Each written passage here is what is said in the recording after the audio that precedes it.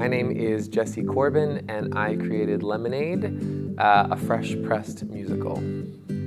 Short summary of Lemonade. It was inspired by a news story on NPR about kids getting fined for operating lemonade stands without permits, and I thought it was so charming.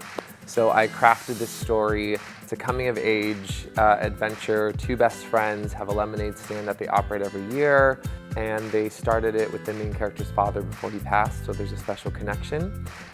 They're on the verge of high school, so they feel like they need to move on from kid stuff, but there's a young entrepreneurs contest that reinvigorates them. They end up going head-to-head with another competitor who's their next-door neighbor. Tensions raise and fights ensue, but ultimately they discover that they're a lot more alike than they realized. It can be difficult to figure out how to balance all the elements of a musical, especially when you don't want it to feel either too fluffy and childish, but you also don't want it to become something that a kid is unable to relate to when it's a story about teens.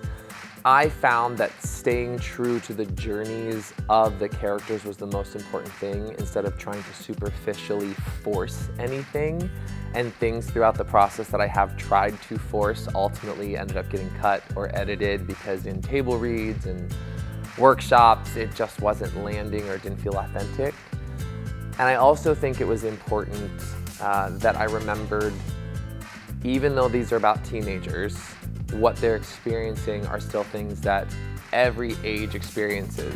The need for acceptance, figuring out identity, dealing with insecurities. So even though it may be through the lens of someone who's younger and has more naivete or youthfulness, they're universal concepts, and so I can still understand all of them, even if I have to remember what it was like to feel those things at a younger age. So my submission to PlayLab was based on two main things. First, as a playwright, as a composer, you are constantly needing to find ways to fine-tune and finesse material, which typically is a very expensive endeavor. Even a simple table read involves getting enough actors for a musical, that's a lot more than a play, to sit down. That's at the very smallest end of the expense spectrum. If you want to hear all the music, if you want to put anything on its feet, that's days of rehearsal and a music director and so many elements.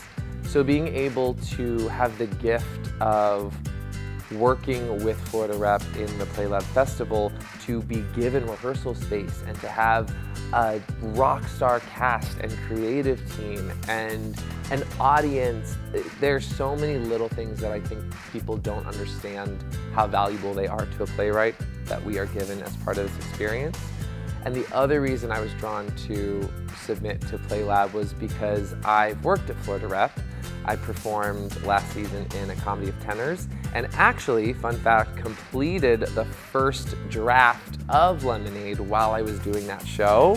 So this is a very full circle moment to now be presenting the version 2.0 of Lemonade almost a year later in the same space that I completed 1.0.